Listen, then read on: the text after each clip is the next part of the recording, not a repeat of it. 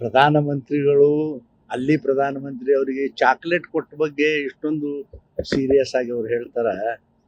ಆದ್ರೆ ನಿಮಗೆ ಬುದ್ಧಿ ಅದ ಇವ್ರಿಗೆ, ಕಾಂಗ್ರೆಸ್ನವ್ರಿಗೆ. ನಿಮ್ಮ ವಿರೋಧ ಪಕ್ಷದ ನಾಯಕ, ಪಾರ್ಲಿಮೆಂಟ್ ವಿರೋಧ ಪಕ್ಷದ ನಾಯಕ ಒಂದು ಟೀ ಶರ್ಟ್ ಹಾಕೊಂಡು ಬರ್ತಾನ ಪಾರ್ಲಿಮೆಂಟಕ್ಕೆ. ನೀ ಹಾಕೊಂಡು ಹೋಗ್ಬೇಡಪ್ಪ ಅಂತ ಹೇಳು ನಿಮಗೆ ದಮ್ ಇಲ್ಲ. ಮೋದಿದು ಏನು ಕೇಳ್ತೀರಿ ನೀವು? ಏನು ಕೇಳೋರು ಮೋದಿದು?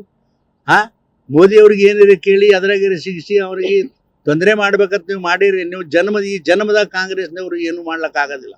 ಮೋದಿಯವರು ಅಷ್ಟು ಬಲಿಷ್ಠವಾಗಿ ಜಗತ್ತಿನಲ್ಲಿ ಬೆಳೆದಾರ. ಅದು ಬರೀ ನಮ್ಮ ದೇಶದಾಗ ಅಷ್ಟೇ ಅಲ್ಲ, ಜಗತ್ತಿನಲ್ಲಿ ಬೆಳೆದಾರ. ಅದು ಯಾರು ಮಾಡ್ಲಿಕ್ಕಾಗೋದಿಲ್ಲ. ಯಾವ ನ್ಯಾಯ ಇರಬೇಕದು? ಏನು ಚಾಕ್ಲೇಟ್ ಕೊಡಬಾರ್ದಾ?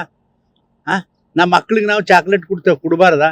ಅವ್ರು ಏನೋ ಒಬ್ಬ ಒಂದು ದೇಶದ ಪ್ರಧಾನಮಂತ್ರಿ ಇನ್ನೊಂದು ದೇಶಕ್ಕೆ ಹೋಗ್ಯಾರ ಅಂತ ನಮ್ಮ ಪ್ರವೃತ್ತಿ, ನಮ್ಮಲ್ಲಿ ಇಂಥ ಚೆನ್ನಾಗಿರುತ್ತೆ ಅಂತ ಚಾಕ್ಲೇಟ್ ಅದಾವ ಅಂತೇಳಿ ಕೊಟ್ಟಿರ್ಬೋದು. ಕೊಟ್ಟಿಲ್ಲ ಅಂತ ನಾನು ಅನ್ನೋದಿಲ್ಲ, ಕೊಟ್ಟಿರ್ಬೋದು. ತಪ್ಪೇನಾಯಿತು?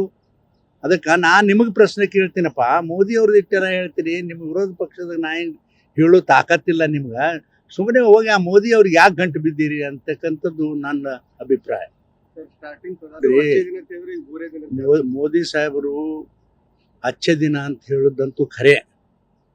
ಆದ್ರೆ ಮುಂದಿನ ದಿನಮಾನಗಳಲ್ಲಿ ಮೋದಿ ಅವ್ರದ್ದಲ್ಲದು, ಜಗತ್ತಿನಲ್ಲೇ ಯುದ್ಧ ಪ್ರಾರಂಭ ಆಗ್ತದ ಅನ್ನೋ ಹಿನ್ನೆಲೆಯಲ್ಲಿ ಇದನ್ನೆಲ್ಲ ಹೇಳಕತ್ತಾರ, ಜನರಿಗೆ ಎಚ್ಚರಿಕೆ ಕೊಡ್ಲಕತ್ತಾರ. ಆದ್ರೆ ತೊಂದರೆ ಆಗ್ತದ ನಾ ಏನು ಹೇಳಂಗಿಲ್ಲ, ಅವರು ತೊಂದರೆ ಆಗ್ತದತ್ತು ಹೇಳಲಿಲ್ಲ.